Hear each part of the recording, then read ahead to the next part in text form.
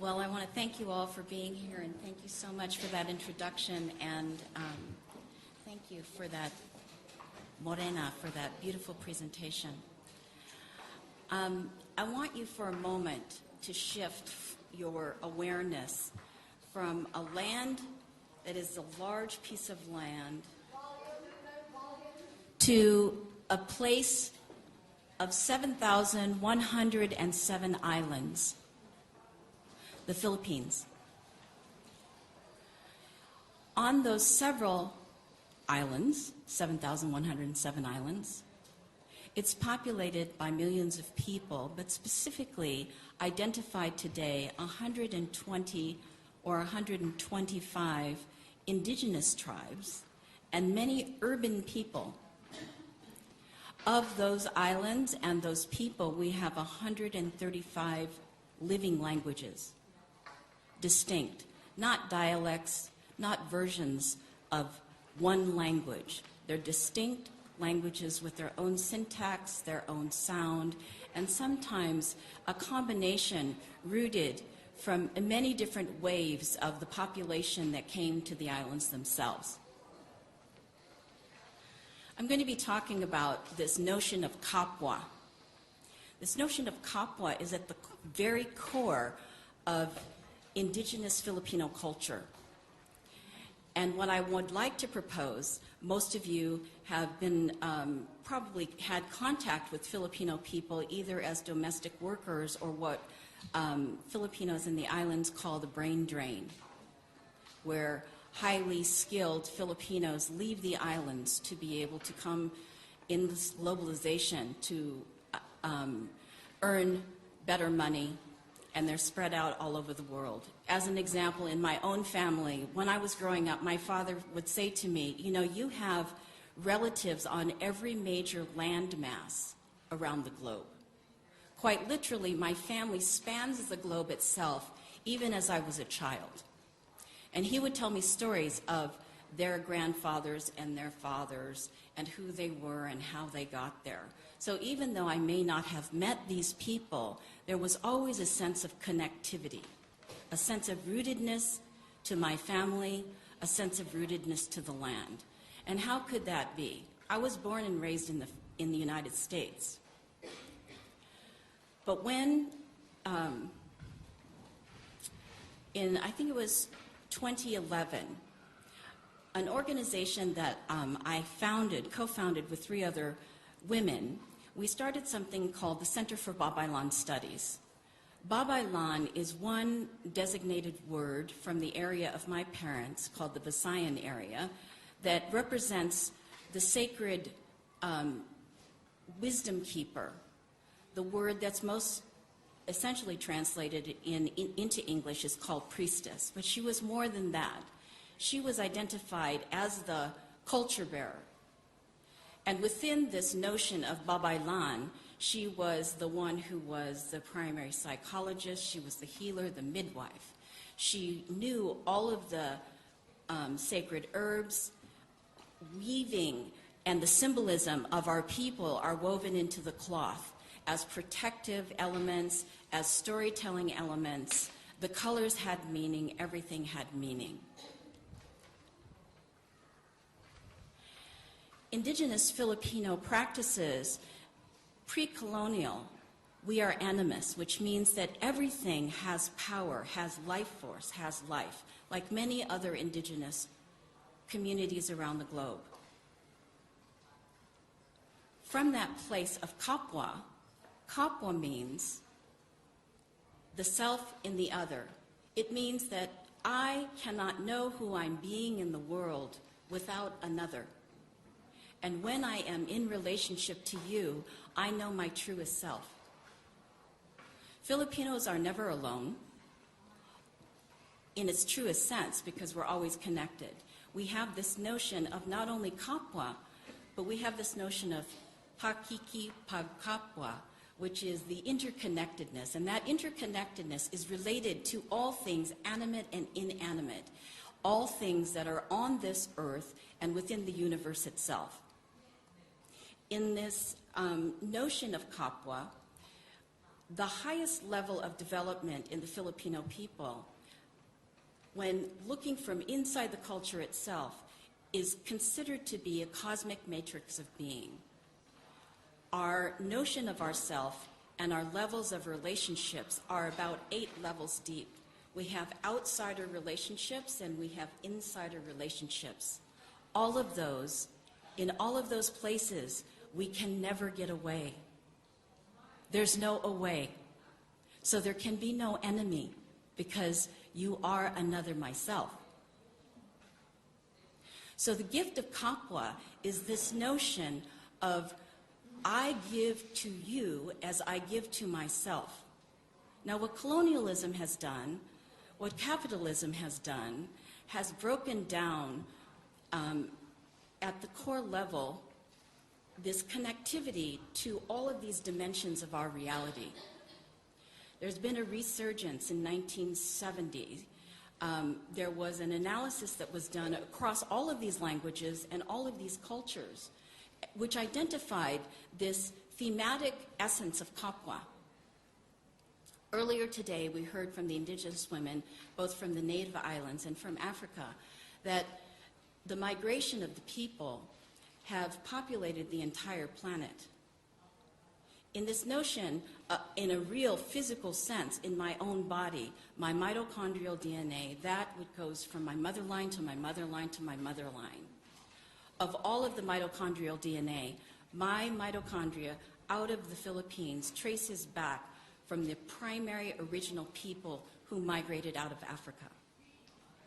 That went all the way from Africa through Asia down into the Aboriginal islands in Micronesia. And then we had many waves of populating from Indonesia. We are an adaptable people. So the gift of Kapwa, understanding the fact that here are these culture bearers. People assumed that we were not a literate people, but we had our own language, a written language that was only used in poetry, because much of what we describe in the world, as an example, in Filipino language, there are 88 words to describe how we see, over 100 ways of touching, the nuances of touching, in the same way that Eskimos describe snow. We're a sensual people, which you would extrapolate. The gender issue only came with the Europeans. We have a very fluid sense of ourselves because our expression as a being, our expression, if everything has divinity in it, then everything and everything that we touch, including ourselves and each other, is sacred. There is no thing that is not sacred. So as you think about what Kapwa could do as a gift to you, those of you who are not blood related directly as Filipinos, your blood itself has mitochondrial DNA. Every cell in your body has mitochondrial DNA. And I would invite you to get very still. Because there's a collective knowledge, not just something that is a theoretical piece. There were a series of articles starting in 2013 written about memory being transmitted through DNA from grandmother to grandchild. So we have a physical representation of the memories that our grandmother had, good or bad, that come to us, how we know something that we've never been trained to do. So our mothers, all the way back to Africa, all the way back to where we all were one global being, and now we still are one global being. But we're so busy with the output, so busy with words. Tacit knowledge is wisdom. It's not intuition, because intuition implies something that I know, that I'm getting personally. Tacit knowledge is a collective knowledge of the whole culture itself. So in one sense, tacit knowledge may be very local. It could be the tacit knowledge of my own primary ancestors, but it could also be tacit knowledge that might be, as some of the psychologists identify as a noosphere, something that is a collective consciousness that has been contributed from the beginning of time, of all human thought. We are a people, in the Kapwa sense, of very egalitarian expressions. You can imagine why it was that the priests would actually, the Babaylans were the fiercest fighters, the resistance, because the Babaylans were responsible to keep the culture alive. And so when conversions happened, these Babaylans were chopped up and fed to the crocodile. The crocodile was our ancestor. It was in one tribe, they're actually called Buwaya, which is direct descendants from the crocodile. Very similar to what happened. They emerged from the mud. They were the people who came out. That was the great mother and the great protector. So the Europeans completely destroyed the ancestor relationship by feeding the primary caregiver of the culture to this ancestor. And now that crocodile represents the Spaniards, the people who come and, it's very confused. But what I want to offer in the next 3 minutes is this notion that when you think about the indigenous people, we often think of them as a side. Here are the people who are literate, they're educated. Some of the most educated people I know, there's one healer in the United States who is an international, he has a master's degree in international business. He is a master carver of the Ifugao, the terraced rice terraces in northern Luzon. He's also initiated by his people as a traditional healer and shaman. That's not our word. His word is Mumbaki. Of his language, he would be called Mumbaki. People always say, is he a shaman? And I say, no, he's a Mumbaki. So it's very difficult when we're trying to have a conversation because people want to reduce it down to one simplistic notion, or in this sense of gender, in the sense of loving, that there's only one way to love. An example of a multi-loving family, my great-grandfather had 7 wives.